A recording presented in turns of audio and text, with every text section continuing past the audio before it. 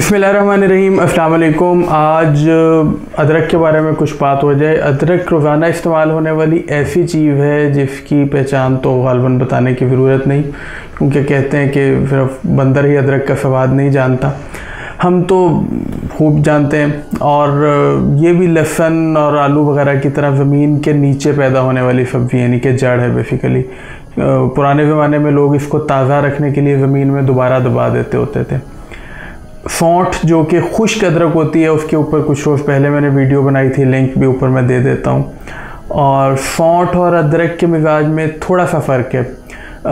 खुश्क अदरक यानी सौंठ दूसरे दर्जे की गर्म और दूसरे दर्जे की खुश्क होती है, जबकि ताज़ा अदरक जो है वो पहले दर्जे की खुश्क और तीसरे दर्जे की गर्म होती है।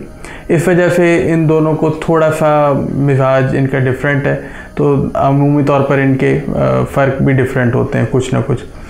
अदरक हाज़िम भी होती है और काफ़िर रिया भी है, यानी कि गैस ख़त्म करने वाली है, और ज़हन और हाफ़े को भी मजबूत करती है, और साथ में ये मुकव्वी बाब भी है।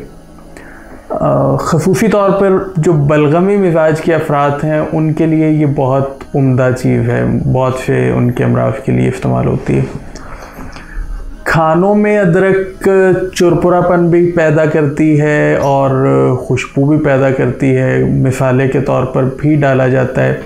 इसके अलावा बादी मारने के लिए भी इसको खानों में डाला जाता है। मतलब जैसे आप गोभी, अरवी, चने, दालें वगैरह खाते हैं तो उसके अंदर भी जो है वो उनकी गैस पैदा करने की खासियत को ख़त्म करने के लिए अदरक डाला जाता है। चटनियों में भी डाला जाता है अदरक को। सर्दियों के मौसम जो अब आने वाला है, सूजी, शक्कर और घी के साथ अदरक का हलवा भी बनाकर खाया जाता है, बल्कि ज़रूर खाना चाहिए।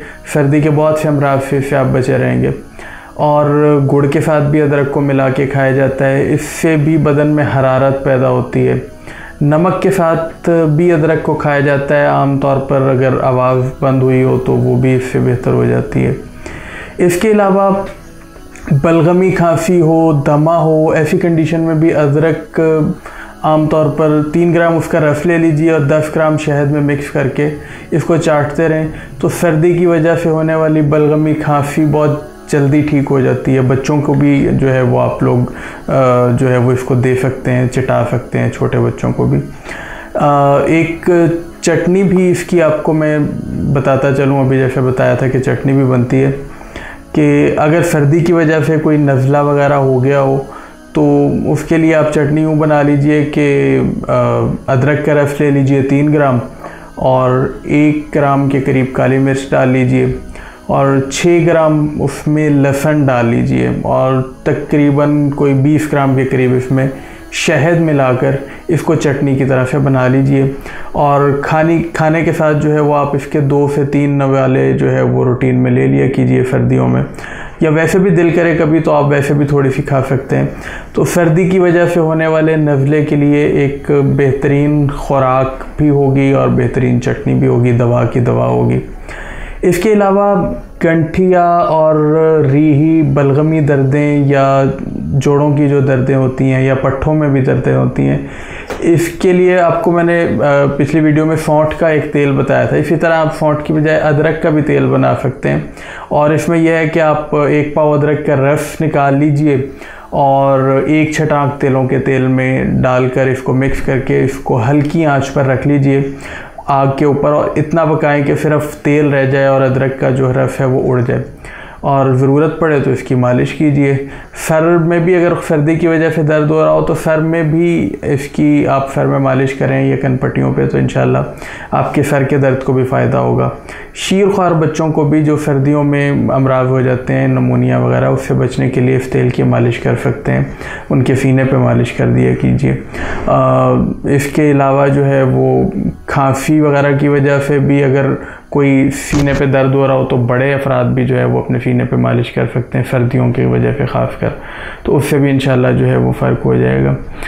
तेल की मालिश तो आप सर्दियों में कर ही रहे हो, तो उसके साथ साथ अगर नमक लगा के अदरक वैसे भी खा लिया जाए थोड़ा सा तो और भी ताकत महसूस होगी और सर्दी के असरात दूर हो जाएंगे। फ़वाइद चंद एक आप आपके सामने रखे हैं। इंशाल्लाह उम्मीद है कि किसी और वीडियो में इसके कुछ मज़ीद फ़वाइद भी आपको मैं बता दूंगा। तवालत की वजह से वीडियो मेरा ख़्याल है काफ़ी ज़्यादा तवील हो गई है। जाते जाते आपको ये ज़रूर बताता चलूँ कि अदरक हलक के अमराज़ के लिए मुज़र है। अगर डायरेक्टली हलक से रिलेटेड कोई इशू हो तो बेहतर है कि अदरक का ना इस्तेमाल किया जाए। और इसके अलावा अगर अदरक का ज़्यादा इस्तेमाल कर लिया हो किसी भी वजह से, तो एतदाल से ज़्यादा इस्तेमाल कर लिया हो, तो इसके मुसले के तौर पर आप बादाम रोगन और शहद कुछ भी इस्तेमाल कर सकते हैं इन दोनों चीज़ों में। तो मुझे उम्मीद है कि आपको आज की वीडियो जो है वो पसंद आई होगी और ये मालूमात आपके लिए ख़ासी मुफीद साबित होंगी। तो जब आप इनको आजमाएंगे तो और इससे फ़ायदा उठाएंगे तो अपनी दुआओं के अंदर मुझे भी याद रखिएगा और मेरे बुज़ुर्गों को भी याद रखिएगा। आप फ़ीडबैक ज़रूर दीजिएगा कि आपको कैसी लग रही हैं वीडियोज़ और हमारा कंटेंट जो है वो आपके हिसाब से बेहतर है या इसको मज़ीद बेहतर होना चाहिए। अगर मज़ीद बेहतरी होनी चाहिए तो वो किस सिमत में होनी चाहिए। ज़ाहिर है बेहतरी की गुंजाइश तो हर वक्त बाकी रहती है। तो ये सारी चीज़ें जो आपके लिए पेश कर रहा हूँ तो उसमें बेहतरी की सूरत में आएगी कि आप फ़ीडबैक अपना ज़रूर दीजिए। मिलते हैं अगली वीडियो में। अल्लाह हाफ़िज़।